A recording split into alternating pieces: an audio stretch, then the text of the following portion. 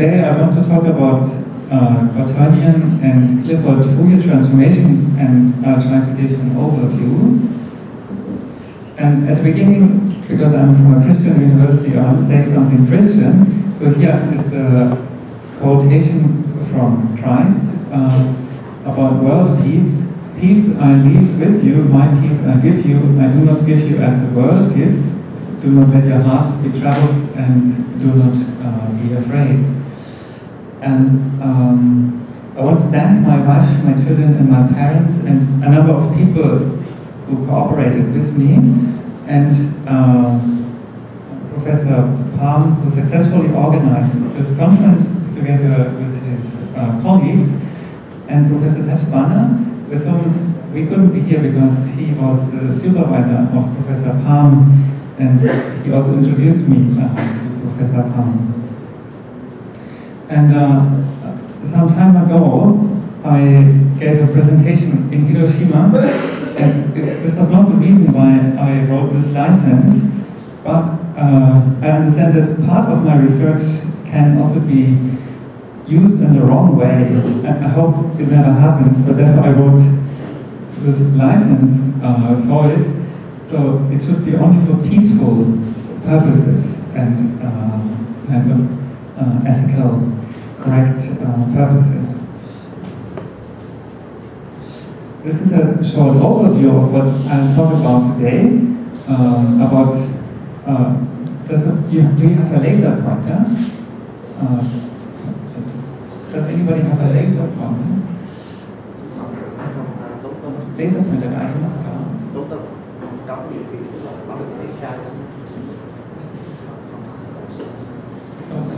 Oh, okay, then I'll just try to read off the slides. So Clifford geometric algebra and calculus, and here, number 2 will be overview of Clifford Fourier transformations, and then a special frequent type, the two-sided Clifford Fourier transformations. The next one is one-sided Clifford Fourier transformations. And to give you a motivation for using the Clifford geometric algebra, I give you here some idea. Maybe everybody knows complex numbers. And if you make a product of two complex numbers, you get this combination, x1, y1 minus x2, y2 plus I, x1, y2 plus x2, y1.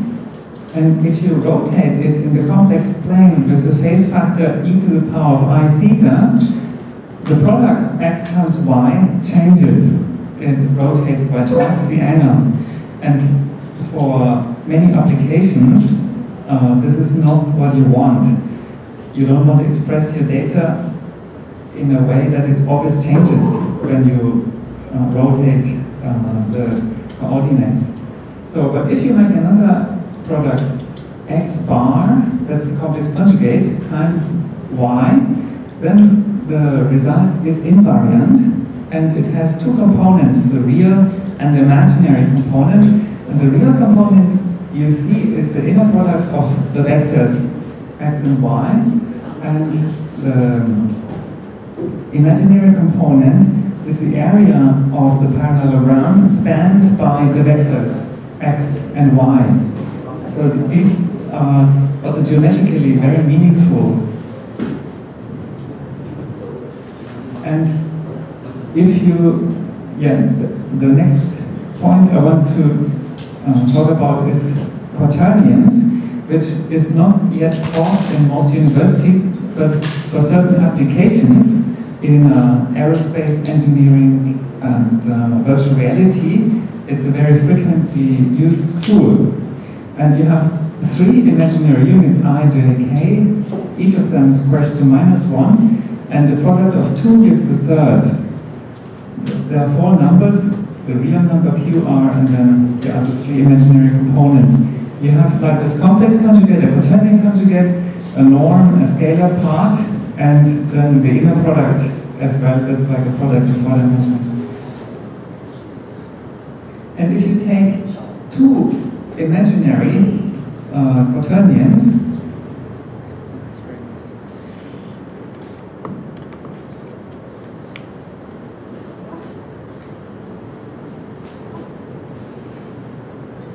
That's great.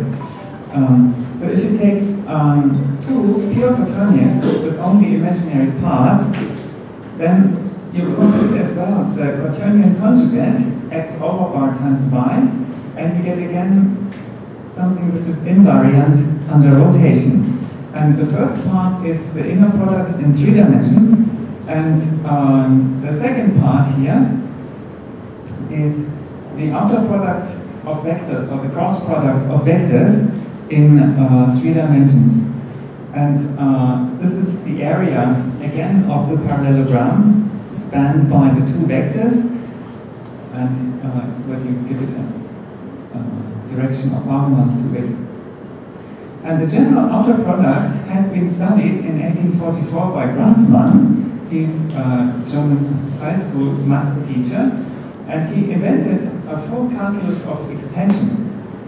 And then the inner product and the outer product here have been unified by Clifford in 1878 into Clifford algebras, and that's here the Clifford product of 2 vectors.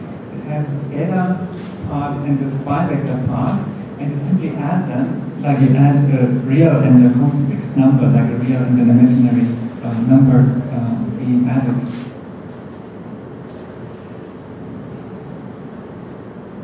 Okay, that works well. And now here in 3 dimensions you have 3 vectors, E1, E2, and E3. They make a 3-dimensional vector space.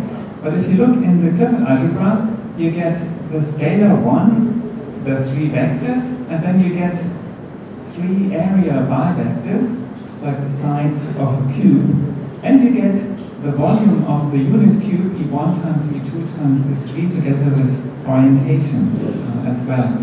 And I call this I, because if you compute according to the rules of the algebra I squared, it's also -1. And under the product, the scalar and the bivectors, they are a subalgebra, so they are closed under multiplication, and they are isomorphic to quaternions. So you find, as the so-called even subalgebra, the quaternions as part of the Clifford algebra of 3-dimensional space, and as quaternions are used for rotation operations, also simply this even subalgebra here indicated in red does all the rotations in 3-dimensional space. So any element of this subalgebra here makes a rotation. And there's very efficient description of rotation compared to rotation matrices. And now in general, in a Clifford algebra, you have a scalar part, then a vector part, a bivector part, and so on until the highest dimensional kind of volume or hypervolume part. And this part is also called pseudoscalar. And there's something principle reverse, which is the same like complex conjugation or quaternion conjugation. And if you apply it, and then it takes the scalar part of the geometric product, then you get simply the norm, the product of all the coefficients, the sum over the product of all the coefficients. And this you can use to define the modulus of a Clifford number or a multi-vector. And the modulus generalizes notions of magnitude or length of a vector, notions of area, volume, and hypervolume. So it's all becoming just one general norm or modulus notion. Then I've told you that in this case here, the square of the trivector is -1, and here too, in general, if you have q equals 0, so all the vectors have a positive square, then the square of the unit pseudoscalar, simply the product of all vectors, is -1 for the total dimension being 2 or 3, 6 or 7, 10 or 11, and so on. So there's some important elements which have a negative square always. And geometrically, a blade B, that is a product of orthogonal vectors, describes a vector space. So an example is the blade B, E1 wedge E2 or E1 times E2, and this is equivalent to the vector space using vectors in the direction E1 and E2. And you get a dual blade, which is the blade multiplied or divided by the pseudoscalar. The example is here E1 times E2 times inverse of the pseudoscalar is E3, and that's the vector space perpendicular to the blade. So if you have the blade, then the direction perpendicular you can easily compute as well. And the pseudoscalar In is central if the dimension of the underlying vector space is odd. Central means In is like an imaginary unit. It commutes with everything. So you take a multivector and you can multiply from the left or the right. It's the same result then. And you can build it up from knowing this algebra, like you have real functions and complex functions. You can have functions with quaternion values, and here also functions with general geometric algebra values. And so there are the scalar function coefficients and then the basis elements, and you do a linear combination and you get a general function. And then you take two functions, and the second is conjugated with the principal reverse, do the product, and this is an inner product onto the integral, and it becomes a norm if you take the scalar part of product of a function with itself onto the integral. And now we know already a few elements with square root minus 1, like the pseudoscalar in 2 and 3 dimensions of a Euclidean vector space. But in general, there are many more elements which have a square of minus 1, or you can say there are square roots of minus 1. They, in general, in a Clifford algebra, there's a continuous manifold of half the dimension of the algebra of elements which have a negative square, square of minus 1. And so for a number of Clifford algebras, this one here and here, so Euclidean space, and here this is isomorphic to quaternions as well. It corresponds to all pure quaternions. And here there's a mixed signature. One vector has a positive square and the other has a negative square. That's this case here. You find these manifolds. Okay. And here, now I give you, it's a bit overwhelming, an overview of some of the Clifford Fourier transforms which have been studied so far. And you basically start with an element from Clifford algebra which squares to minus 1. And you can go from here and, for example, make wavelets or Clifford Fourier transformations. And then there's a whole variety, because the algebra is non-commutative. So if you put a factor to the left or the right, if you use one or two factors, it all makes a difference. And therefore, there's such a variety of transformations. And from now on, I cannot explain all of them, just a few I will give some explanations about. So this construction here is fairly general and illustrates the principle. You have in the classical Fourier transform a factor e to the power of minus I x from position and omega for frequency. And you replace the I by a general square root of minus 1 from the Clifford algebra, and the whole expression minus I x times omega becomes a function minus s x omega, and this s here squares also has a negative square. And so in general you have a signal function which maps from the vector space into the Clifford algebra, and then you put factors on the right and factors on the left, and they are these exponential factors here and the product of these factors. And that's the way you can kind of generally mathematically study these transformations. And now a more concrete example from these algebras here, and that is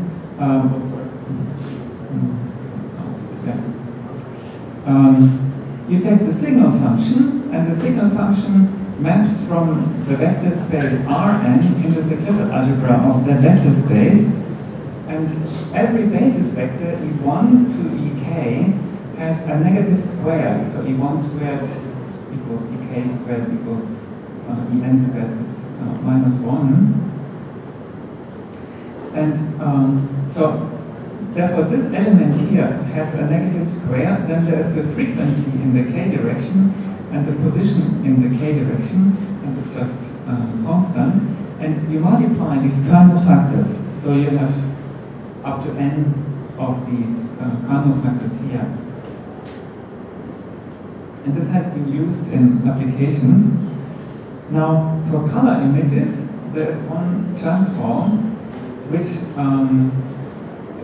has been defined by Madison here in 2011, and they apply it to color pictures, and these two pictures relative to each other, they are scaled and translated, and in their color Fourier transform, color image Fourier transform, they have a basic bi-vector B, and the space they work in is 4-dimensional, and they project in the result the component parallel to that bi-vector, parallel to that plane in 4 dimensions, and perpendicular to it, both for the signal f and for the scale in shift signal g. And then they compare the parallel components and they compare the perpendicular components and compute the shift in that space here. And then through phase correlation of the parallel part and the orthogonal part, they can kind of score and find out the scaling and the shift. And this is one way of kind of application for color images, where you can also successfully register color images, but there are other ways, and depending on your application, one or the other way may work better. So I'll show you another way later if I have time. Then the general class of two-sided Clifford Fourier transforms you see here. You have the signal function, and then you have a kernel on the right and a kernel on the left. And f and g are two elements which square to -1 in the Clifford algebra, but they are two different elements. They can be the same, but generally they are different. And then we have these phase functions, u and v. They have a scalar result, and they map a position vector and the frequency vector to real scalars here. And so basically descending from two-sided Clifford Fourier transformations, you have, if you go into the Quaternion algebra, the two-sided Quaternionic Fourier transform, and that has been now frequently applied in the last 2 or 3 decades already. The general construction is here. You have the signal function, then you have the position space component x1 and x2, for example, the pixel coordinates of an image, and here the frequency coordinates omega1 and omega2 in 2 orthogonal directions. And f and g, they all both square to -1, so they are pure unit quaternions. And there are different variations. For example, you can take away the factor on the left or on the right.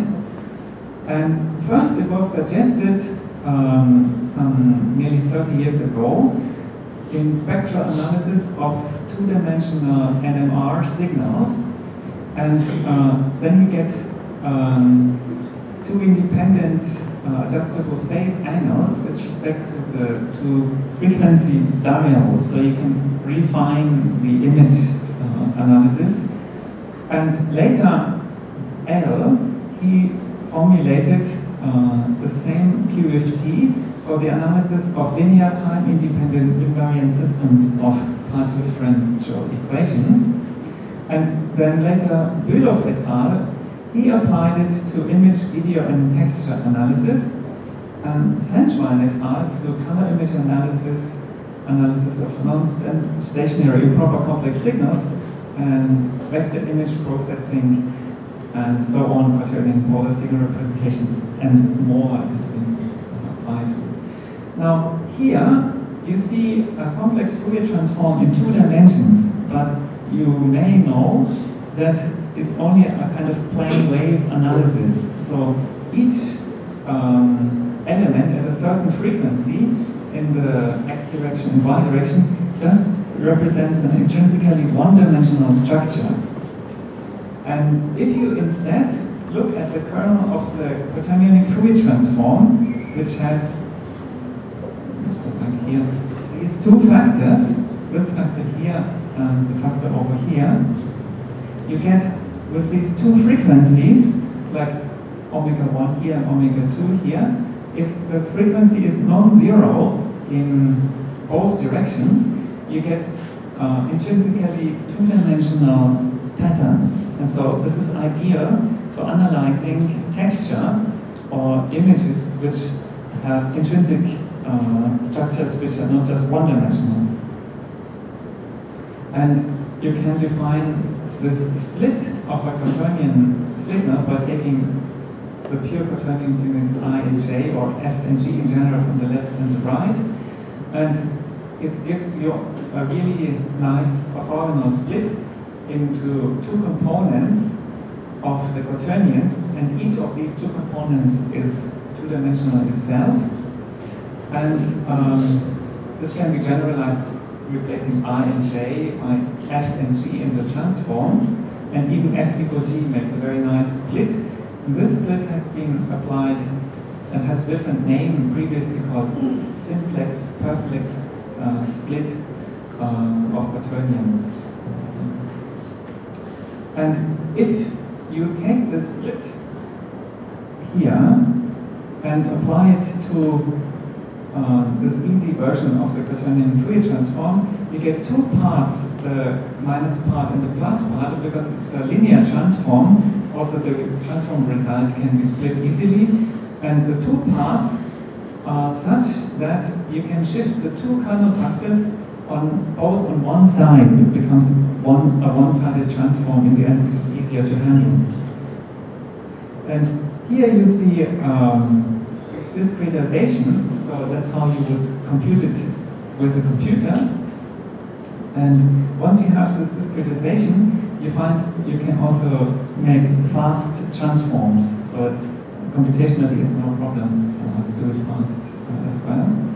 And applications of this Fourier transform are for images, and you can stretch, reflect, and rotate the image, and you see what is the effect on the spectrum of the image, and you can compute using, for example, a Quaternionic Gaussian filter, minimal uncertainty, and you can do texture segmentation.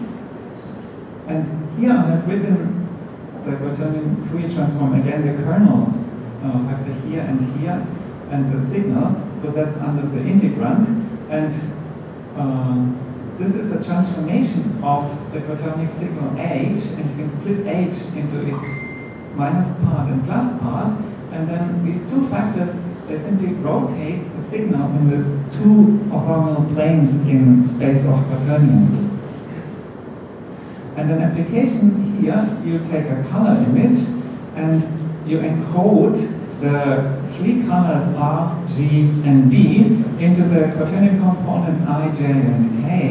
Take the real part to be 0, and then you take the pure Quaternion units in the gray line direction, where the 3 colors have equal strengths, I, J, and K, and then you do the split, which I proposed previously, and the minus part will give you the luminance, and the plus part has 2 components, and it gives you the chrominance here, which are traditional ways in for engineers to kind of analyze a color picture, and you find in this formalism of Quaternions, it naturally comes up, it's mathematically kind of very natural way of analyzing the picture.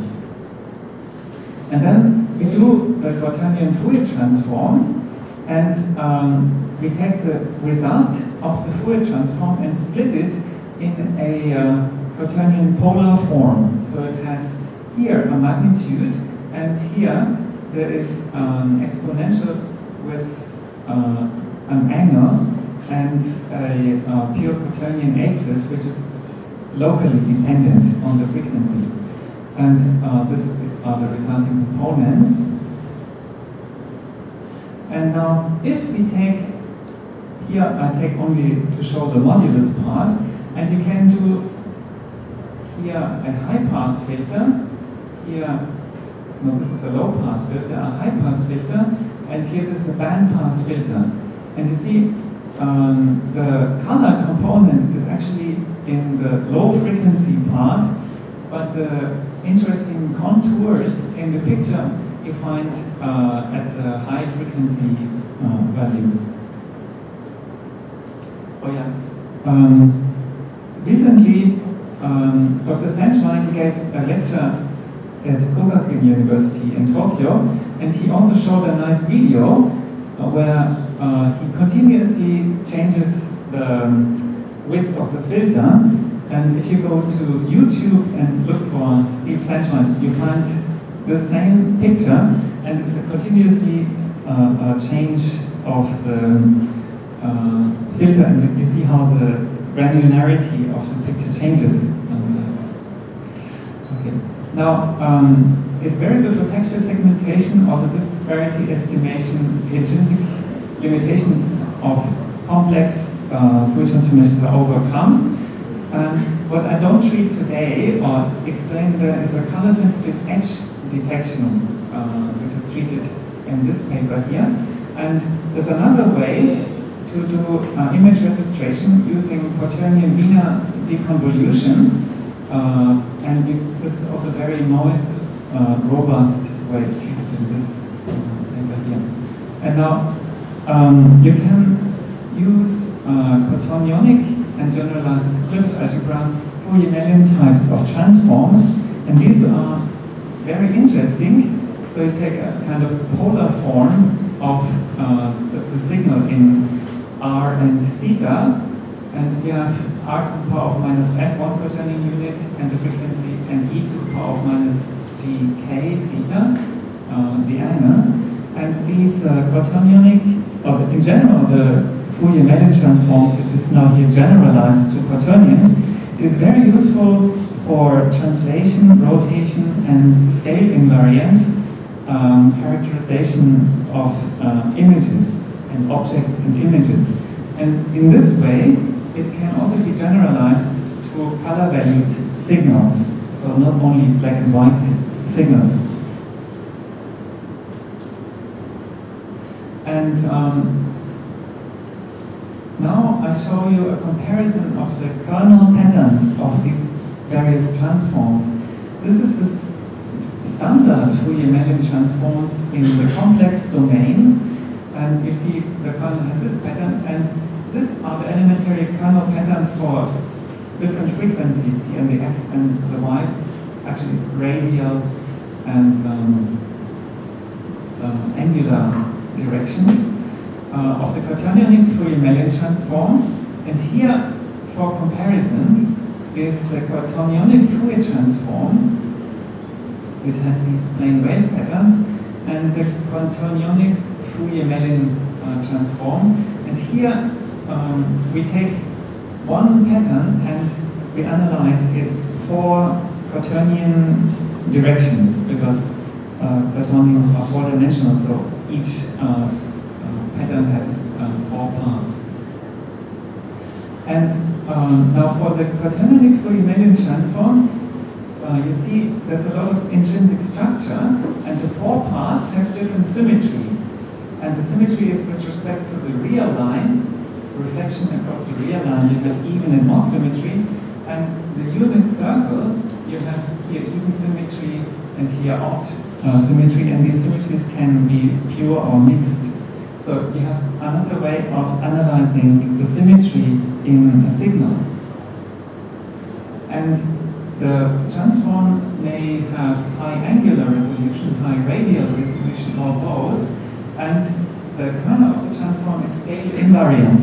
So if you zoom into by factor of 10 or 100, the pattern appears the same all the time. And that's just why the transformation is scale invariant. Okay, now you can generalize it to the Clifford algebra of space and time, which may be useful for satellite signals, geographic data, etc. And here you have a signal which takes values in the volume time algebra of the space-time algebras. It's a subalgebra. So ET is the time vector, I3 is the space volume, and IST is a hypervolume of space and time. And you have a kernel factor on the left.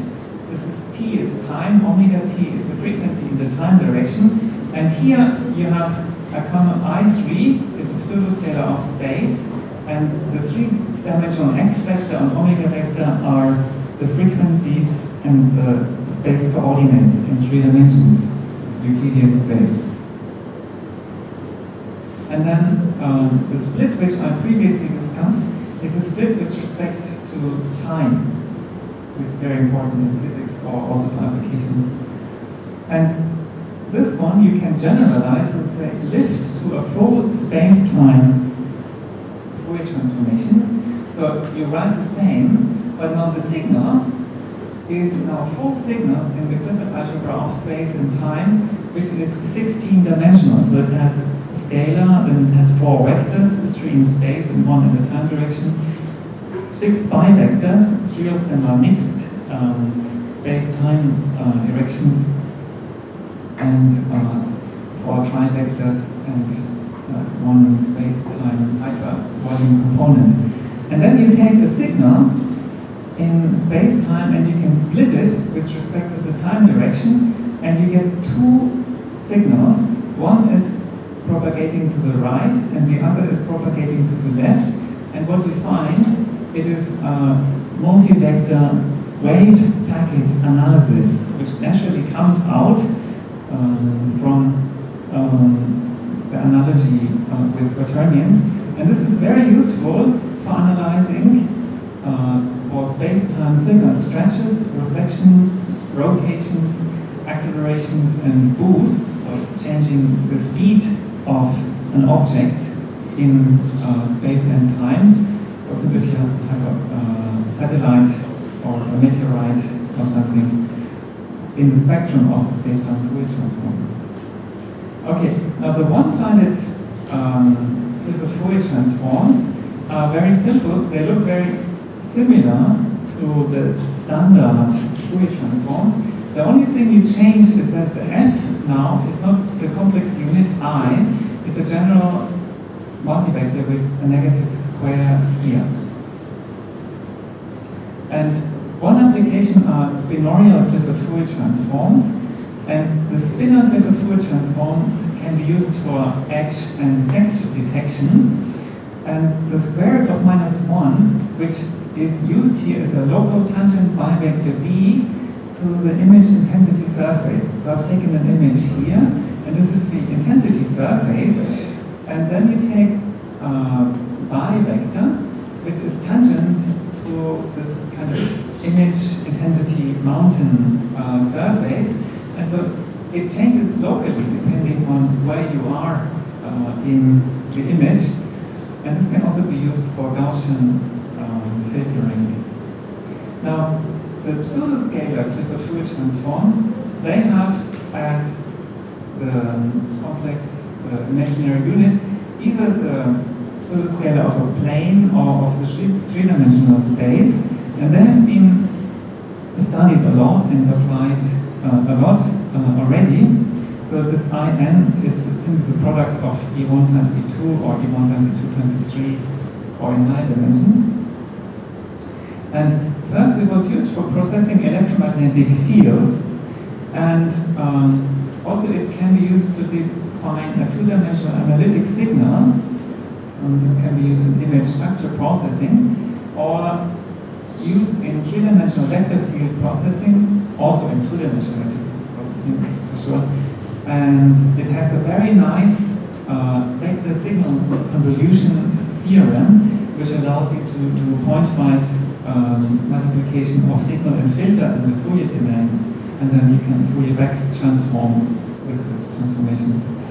You can also do processing of two-dimensional vector fields, yes, and it can also be applied for geographic information systems and climate data.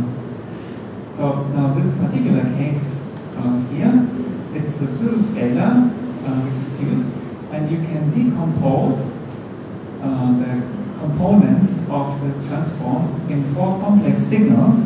So the Clifford algebra of three-dimensional Euclidean space has 8 components, which I mentioned in the beginning. Scalar 1, trivectors 1, this is a pseudoscalar, and then vectors 3 and bivectors 3. It makes altogether 8. And so then, based on this decomposition in 4 complex-like signals with real and pseudoscalar components each, you can discretize transform, and you get kind of 4 complex Fourier transforms combined, and then you can make a fast transform as well. And here's an application for vector pattern matching. So this is the flow field taken in a gas finance chamber, and you see some flow field lines added for visualization. And then you take this vector pattern in 3 dimensions. This is a vortex pattern here, and you can scale it from a 3 times 3 times 3 size pattern to this one here, which is 5 by 5 by 5 vectors, or 8 times 8 times 8, so it's a more detailed filter.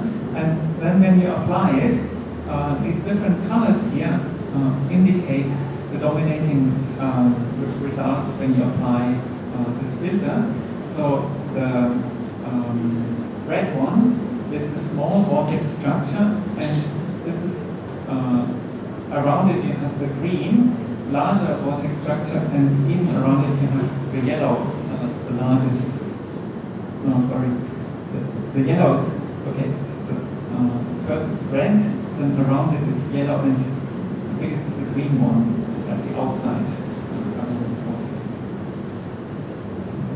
And you can use it for geographic information system data processing. And so this is a kind of big overview here. And in addition, you have here Quaternion domain Fourier transform, and these indicated in blue are further types of hypercomplex transforms, which are kind of in a family with Clifford Fourier transforms. And they have been studied recently. And the Quaternion domain Fourier transform has the advantage that the signal domain is not R2, so it's not just a static image with pixel coordinates in the x and y direction, but the signal itself is defined over the space of quaternions, so can be the time and the space signal combined. Okay, this is my conclusion. The field has a history of some 30 years by now, and I have actually only shown you part of this bind field.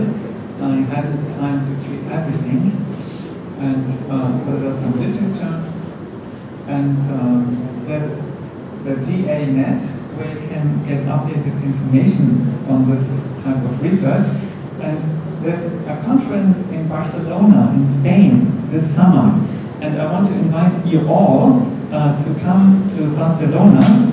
And this conference is from 27th to 31st of July, and it's a 2-day school preceding the conference. So if you say, I'm not so confident about using Clifford algebra, etc., don't worry.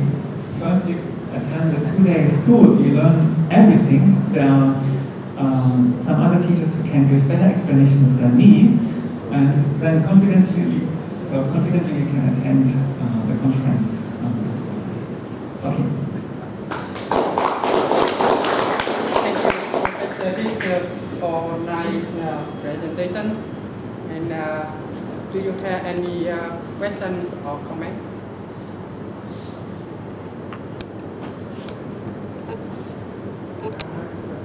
Yes. Yes, I'm very interested.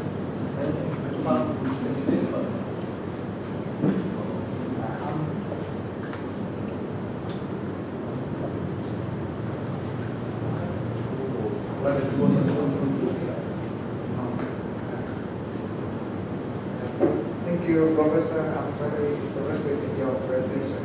I also searched your information. I learned about you. You study this field for many years, but now I'm starting to study about the image processing. I don't know this method period to your presentation. So I want some information about how to apply your Clifford algebra to the image processing. So can you have some suggestion for, because I'm just a beginner. Oh yeah. Yes. Yes. So yeah, maybe.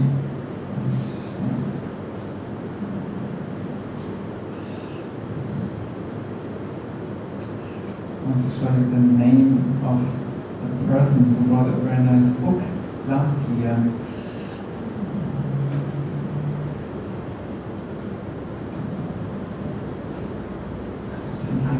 Yeah, Senchwein and L, these two, and a third person from France, his name is Nicolas Levihan.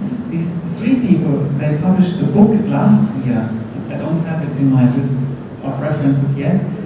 And in this very nice elementary textbook, they explain the Quaternion and Clifford transform and give lots of examples for the color image processing applications.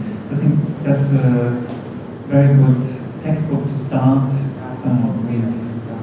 It appeared with Wiley, publisher Wiley. Publisher Wiley. Wiley, yes. I'm doing someday. I will be an expert for Oh yes, please work together with Professor Pham. He's already an expert. Thank you. Any questions or comments? Okay, I want to more detail and summarize your presentation by Vietnamese. Chắc là ở đây là cái trình bày của giáo sư Professor ấy, thì chắc là hơi mới lạ với lại các anh chị ấy, thì là các bạn thấy là ban đầu ấy là nó là một cái số phức, tức là A cộng cho BI, Y là một cái số ảo, Y bình phương nó sẽ là trừ 1, thì sau đó nó sẽ nâng cấp lên lại thành cái số là một cái vector Quaternion. Nếu mà ai mà trong cái lĩnh vực 3D thì là chắc là không ai không biết, tại vì nó đã được hiện nay nó đã được ứng dụng rất nhiều ở trong số cái OpenCV hoặc là OpenGL, thì cái đó nó rất nhiều, thì từ đó nó lại nâng cấp lên thành cái toán geometric algebra. Thì ở đây là một cái giới thiệu của giáo sư về ứng dụng nó ở trong cái Fourier, biến đổi Fourier. Thì biến đổi Fourier mấy lâu nay thì chỉ sử dụng cái số phức thôi, tức là A cộng cho BI. Nhưng bây giờ thì chúng ta sử dụng trong cái siêu số phức thì nó áp dụng được trong số cái ứng dụng của giáo sư, đó là một số cái tóm tắt. Thank you very much.